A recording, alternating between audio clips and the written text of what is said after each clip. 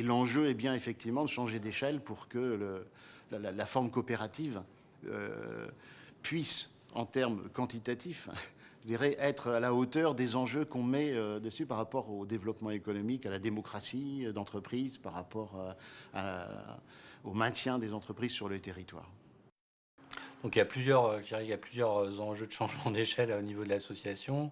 Il y a un changement d'échelle géographique parce que pour l'instant on couvre essentiellement l'île-et-Vilaine et insuffisamment l'ensemble du territoire breton. Donc il y a cet aspect-là d'élargissement, de densification de notre réseau d'adhérents.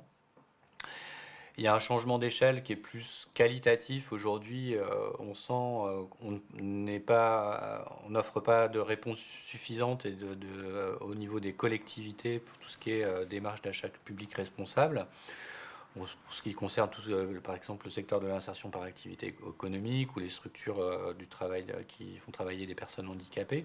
Donc il y a un enjeu de développement qualitatif au niveau de ce type d'entreprises qui ne sont pas encore assez présentes sur le site.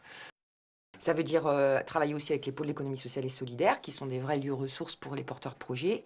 Ça veut dire avoir aussi des experts juridiques qui peuvent être sur place pour répondre à des questions qui sont aussi là en économie sociale et solidaire, d'avoir des comptables aussi qui sont peut-être plus sensibles à ces questions-là, qui font que les porteurs de projets n'ont pas l'impression de parler à des gens qui ne comprennent pas leur projet.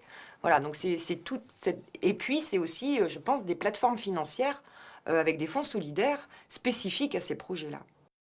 Donc on a un enjeu de changement d'échelle qui est celui finalement de réapproprier par la société civile la question énergétique qui, voilà, les derniers événements au Japon montrent que c'était un vrai enjeu de société. Donc réapproprier l'énergie.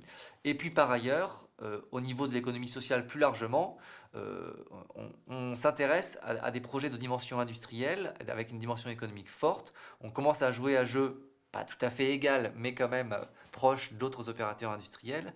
Et on emmène aussi un pan de l'économie sociale vers créer des nouveaux modes de coopération entre la société civile, les habitants, entre les collectivités, ce qui pose des problèmes juridiques mais aussi culturels, et aussi avec les acteurs économiques. L'enjeu, c'est aussi de pouvoir coopérer avec les acteurs économiques pour vraiment changer d'échelle. Et là, ça pose des questions de crédibilité, de montage juridique, et puis on va dire, de communication, de langage commun et d'objectifs partagés. L'enjeu, c'est justement de sortir non pas de cette marginalité, parce que je crois qu'on est au cœur du développement économique, mais de sortir de cette dimension qui fait qu'on est un peu considéré avec condescendance parfois et que le modèle coopératif reste un peu exception.